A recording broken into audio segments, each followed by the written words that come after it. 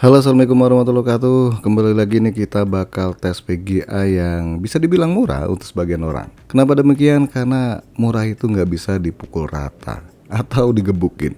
Ada yang bilang murah kalau harganya 500 ribuan, ada juga yang 1 jutaan. Dan target video kali ini adalah yang di bawah 1,5 juta rupiah. Nah, bagi yang punya budget segini, kira-kira bakal ngambil baru apa bekas nih? Kalau bekas, coba lihat aja dulu review kali ini. Oh ya, yang baru aja nongol nggak ada salahnya pencet tombol subscribe, bunyikan lonceng, dan kalau nggak keberatan tekan tombol thanks. Isi sih kelasnya.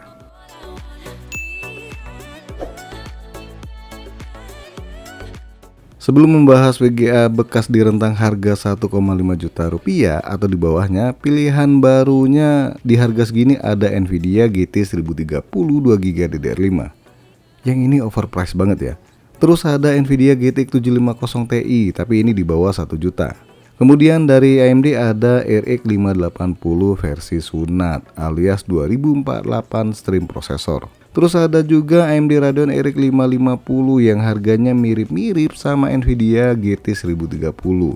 Dan yang paling layak dibeli untuk rentang harga di bawah 1,5 juta barunya, ya apalagi kalau bukan RX 580 ya. Selebihnya ya bisa dibilang overpriced. Nah, kalau untuk harga bekas ini lumayan banyak pilihannya ya kalau di bawah 1,5 juta rupiah. Dari Nvidia sendiri ada Nvidia GTX 1650, GTX 1066GB, dan kalau dapat ada Nvidia GTX 1078GB. Kenapa GTX 1050 Ti nggak disebut? Terlalu mahal. Sedangkan dari AMD sendiri ada AMD Radeon RX 5700 XT, dan ini cukup menggiurkan sih. Karena secara performa ya mirip sama AMD Radeon RX 6600 yang harga bekasnya masih di atas 2 juta rupiah. Dan sebenarnya masih banyak yang lain ya, cuma sekali lagi seperti yang saya bilang, harga bekasnya nggak masuk akal. Ya macam GTX 1050 Ti tadi ya, sama GTX 1060 versi 3GB, atau bahkan ada juga yang ngejual GTX 970 di atas 1 juta rupiah. Dan yang bakal kita bahas kali ini adalah Nvidia GTX 1078GB. Ini rata-rata dijual di harga 1,5 juta rupiah ya untuk bekasnya. Tapi kalau kalian sabar hunting atau bisa nawar, itu bisa dapat di bawah 1,5 juta rupiah.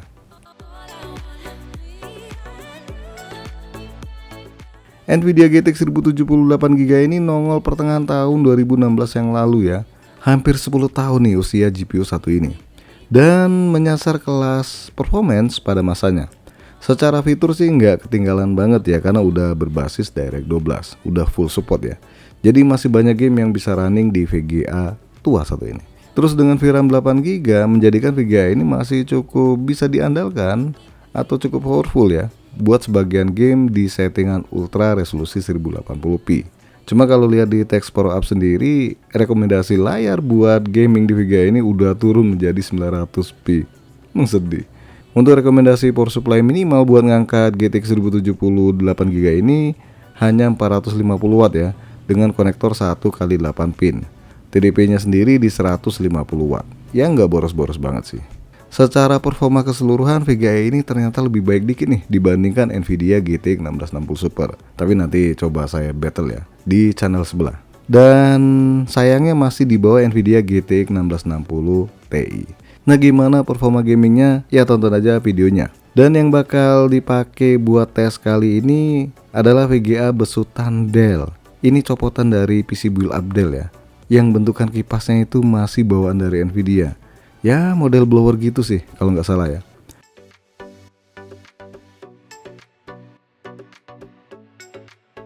Nah, untuk tes VGA kali ini ya masih pakai PC yang lama ya. Ada niat upgrade sih, duitnya yang belum upgrade. Jadi ya ditunda dulu. Ya bisa dilihat speknya di video. Dan sekarang sebelum gaming kita cobain render tipis-tipis pakai VGA 1 ini. Dan juga menjalankan aplikasi Benchmark baik Cinebench, Blender, ataupun 3D Mark. Untuk driver yang dipakai ya versi paling baru saat video ini dibikin. Dan tipe ini juga masih disupport sama Nvidia. Untuk video yang dipakai buat render ini masih polosan ya, karena belum sempat bikin yang ada efek dan segala macamnya. Dan ini juga hasil rekaman handphone dengan dua resolusi nih, 4K dan 1080p, durasinya 1 menit 30 detik. Dan hasilnya di Adobe Premiere 2024, video 4K butuh waktu hanya 50 detik nih. Jauh lebih baik ya dibandingkan RX 580 pastinya. Tapi ya beda tipis sama GTX 1050 Ti ya. Terus untuk video 1080p hanya butuh waktu 19 detik. Di Blender Open Data, VGA ini dapat skor di angka 51617. Berasa driver VGA sih. Lanjut untuk Cinebench R24 dapat skor di angka 3400 PTS. Dan silahkan kalian lihat sendiri hasil dari 3D Mark pakai GTX 1070 8GB DDR5 ini. Oh ya, di sini sebagian game saya tesnya di resolusi 1080p, tapi ada juga yang terpaksa turun di resolusi 720p. Satu game sih kalau nggak salah ya.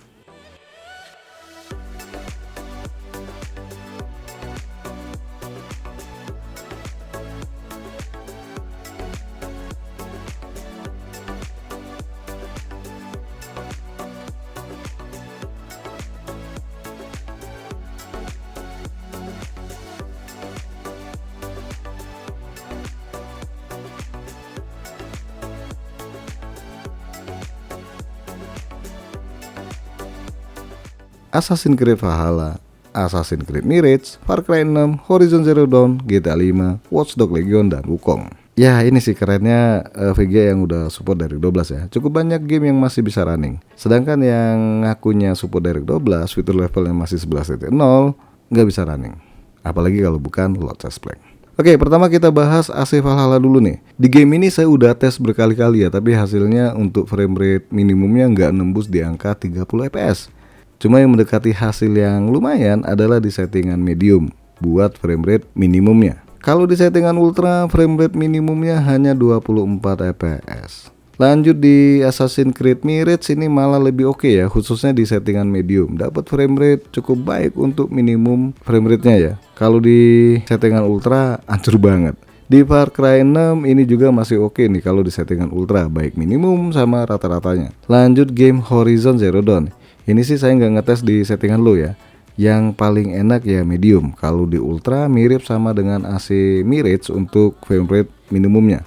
Hancur juga.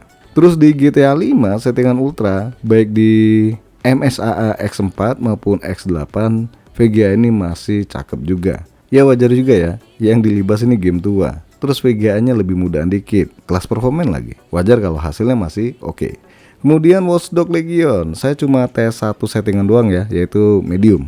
Hasilnya ya lumayan, walaupun frame rate minimumnya ini di bawah 30 fps. Dan terakhir game Wukong.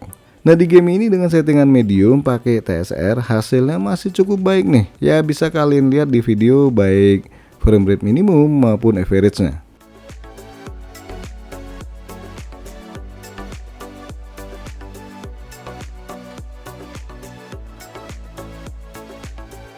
PES 25, FIFA 24, Forza Horizon 5, MotoGP 25, Need for Speed Heat, dan Unbound.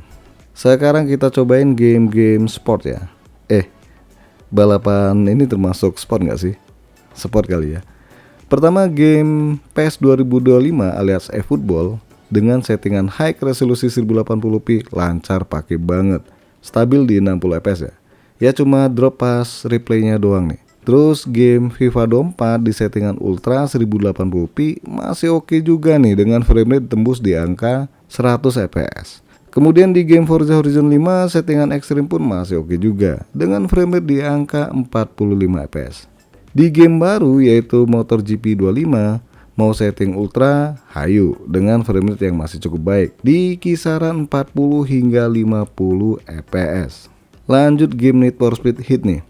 Di sini dengan settingan ultra pun masih cukup baik ya di angka 50 hingga 70 fps. Dan terakhir game James Bond. Enggak sih, Need for Speed Unbound ya. Biarpun nggak secakep Need for Speed Heat hasilnya, tapi ya bisa dibilang masih oke juga ya. Dengan settingan ultra, frame rate yang didapat di angka 40 fps.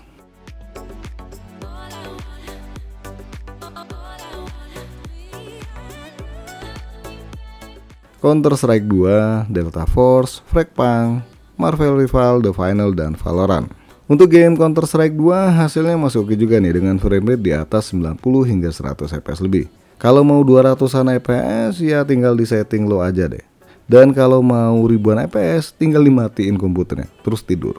Di game Delta Force kalau settingan tertingginya di sini adalah Ultimate ya. Dapat frame rate-nya di kisaran 40 hingga 50-an fps. Kalau kalian turunkan ke ultra maka dapat frame rate-nya nembus di angka 70 fps. Dan kalau mau ratusan fps ya terpaksa di settingan low.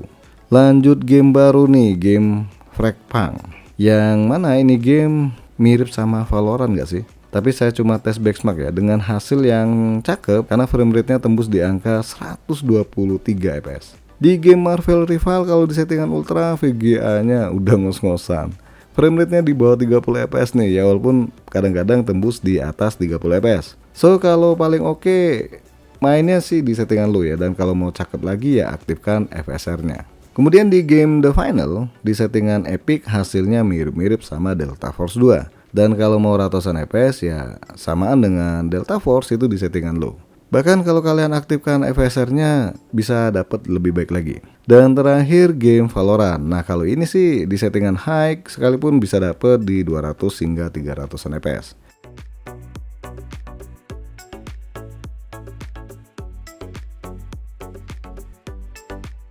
God of War Ragnarok, Ghost of Tsushima, Horizon Forbidden West, Resident Evil 4 Remake, Spider-Man 2, The Last of Us 1 dan 2.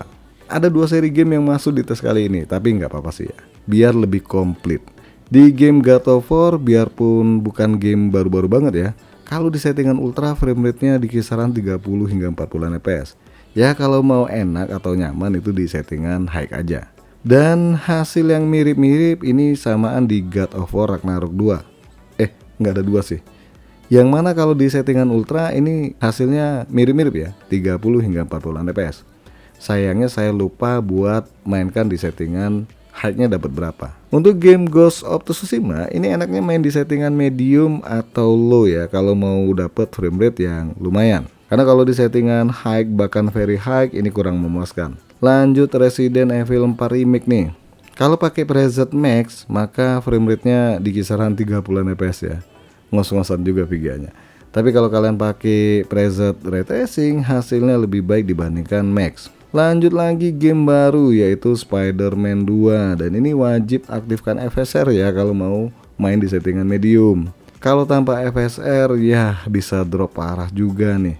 Dan terakhir game The Last of Us. Lagi-lagi kalian harus puas main di settingan medium resolusi 1080p. Baik yang The Last of Us versi pertama maupun versi yang terbaru yaitu versi kedua.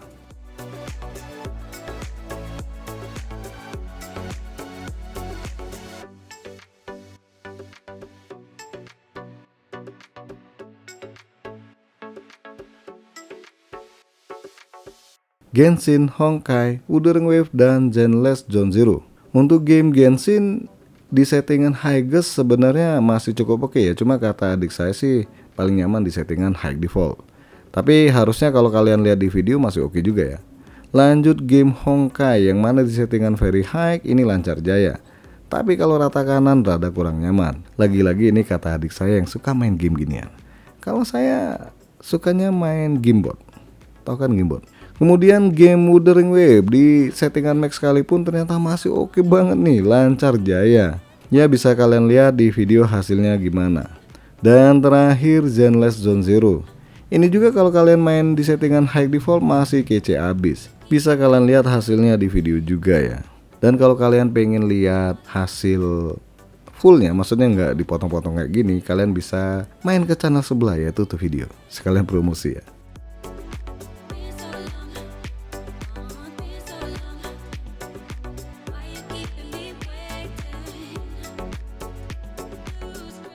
Sebelum bahas sedotan daya listrik dan juga suhu yang dihasilkan VGA besutan Dell kali ini, ada 2 game yang bener-bener bikin VGA ini keok ya. Pertama game Alan Wake 2. Ini nggak tahu gamenya yang bug atau memang bener-bener minta apa ya, VGA yang kenceng ya. Kalau saya coba main di settingan low, FSR on, resolusi 1080p, frame rate-nya cuma 20 fps. Dan oke deh, saya turunkan ke 720p. Hasilnya kok sami mawon. Emang saya mau makan rawon? Ya mending 1080p dong kalau hasilnya samaan. Terus di game Monster Hunter Wilds di settingan lowest tanpa bantuan FSR ini hancur juga. Tapi cakepnya kalau kalian aktifkan FSR-nya di mode ultra performance hasilnya ya lumayan ya, dapat 50 fps. Ini baru game berat yang saya punya ya. Kalau ada Cyberpunk mungkin bisa keok juga nih VGA. Sekarang kita lihat suhu tertinggi dari VGA ini. Ternyata tembus di angka 83 derajat Celcius. Panas ini ya, tapi ini masih batas aman sih. Dan untuk sedotan daya listrik yang kebaca di GPU-Z, board power draw-nya di angka 166 watt, GPU chip power draw-nya di angka 103 watt. Dan untuk real sedotan PC saya pakai VGA 1 ini tembus di angka 310 watt lebih nih. Ini yang paling tingginya yang kebaca di wattmeter. Tapi kalau pas gamingnya ya rata-rata di kisaran 270 hingga 280 watt. Boros? Iya nggak juga sih. Malah kesannya mirip sama RX 580 versi non sunat yang pernah saya tes waktu itu ya. Nah gimana nih menurut kalian? Oke nggak Nvidia GTX 1070 8GB di tahun 2025 ini? Ya kalau kata saya sih untuk rentang harga bekasnya saat ini adalah pilihan yang paling baik di antara yang lainnya. Tapi kalau pengennya kubu merah, jauh lebih baik kalian ngambil RX 5700 XT. Harganya mirip-mirip juga sih. Karena performanya ya seperti saya bilang tadi mirip RX 6600. Oke guys, sampai di sini aja dulu bahasan Nvidia GTX 1070 8GB kali ini. Jangan lupa support terus channel ini dengan cara subscribe, bunyikan lonceng, dan kalau nggak keberatan tekan tombol thanks. Isi kelasnya.